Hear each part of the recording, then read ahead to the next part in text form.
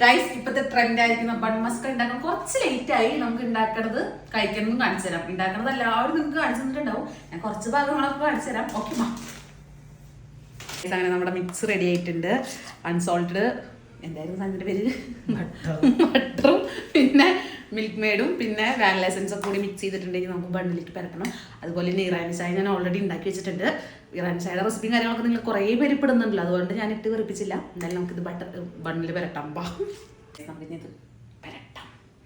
നമുക്ക് കുറച്ച് ഇതാക്കാം, ഇവിടെയൊക്കെ വെച്ച് തേക്കാം. എല്ലായിടത്തും കുറച്ച് നമ്മൾ റിച്ച് അത് കരുതിക്കോട്ടെ ബണ്ണിന്. ഇവിടേക്ക് ഈ സൈഡൊക്കെ നന്നായിട്ട് ഇങ്ങനെ പുറത്തേക്ക് പോയാലും പോകും. ഇപ്പം തന്നെ ഇങ്ങനെ കടിക്കാൻ തോന്നുന്നുണ്ട്. പക്ഷെ എനിക്ക് ചായ ഇഷ്ടമല്ല, എന്നാലും ചായയുടെ ഒപ്പം കഴിക്കാം അല്ലേ? അതെ അതെ ഗൈസ് അങ്ങനെ ബൺ മസ്കിയും നമ്മുടെ ഇറാനി ചായ റെഡി ആയിട്ടുണ്ട്. നമുക്ക് കഴിച്ചു നോക്കാം. ഞാൻ ചായ ലവളം എന്നല്ല, പാലൊന്നും എനിക്ക് ഇഷ്ടമല്ല. ഇതിനെ നമുക്ക് കുളിപ്പിച്ചെടുത്തു. ഞാൻ ബണ്ണ് വിചാരിക്കണ്ടാവും നമ്മൾ ഇത്ര റിച്ചായ ഈ സാധനമാണോ എന്ന്. അങ്ങനെ പറിക്കുമ്പോൾ തന്നെ ഇതൊക്കെ വരുന്നുണ്ട്. നമുക്ക് കുറച്ച് ചായയിൽ മുക്കി തന്നെ ആദ്യം കഴിക്കാം.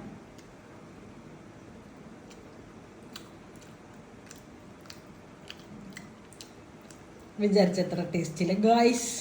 അമേസിങ്, കുഴപ്പമില്ല. ചായ മുക്കാണ്ട് കഴിച്ചു നോക്കും. ചായ മുക്കിയിട്ട് കുഴപ്പമില്ല.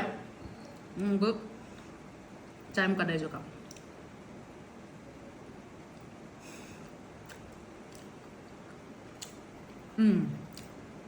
ചായ മുക്കാണ്ടാന്ന് തോന്നുന്നു കുറച്ചും ടേസ്റ്റ് തന്നെ.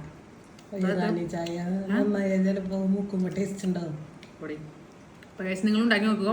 കൊള്ളാം, സംഭവം കൊള്ളാം, അടിപൊളിയാണ്. നോക്കും.